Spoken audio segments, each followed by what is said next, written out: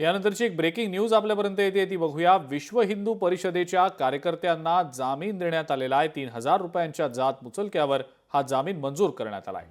आंदोलनामुळे धार्मिक भावना दुखावल्याचा आरोप करण्यात आलेला होता। विश्व हिंदू परिषदेच्या कार्यकर्त्यांनी स्वतःला पोलिसांच्या स्वाधीन केलं होतं।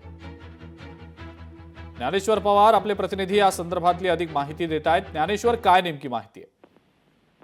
अगदीच विश्व हिंदू परिषदेच्या 8 लोकांना जे आहे ते नागपूरच्या जिल्हा सत्र न्यायालयाने 3,000 रुपयाच्या जात मुचलक्यावर आज जामीन मंजूर केलेला आहे।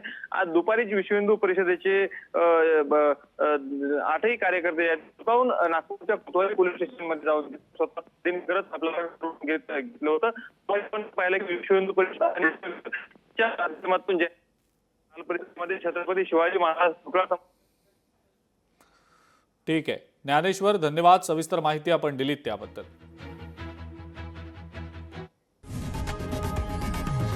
लोकशाही मराठी ऐका, पहा, जागरूक रहा।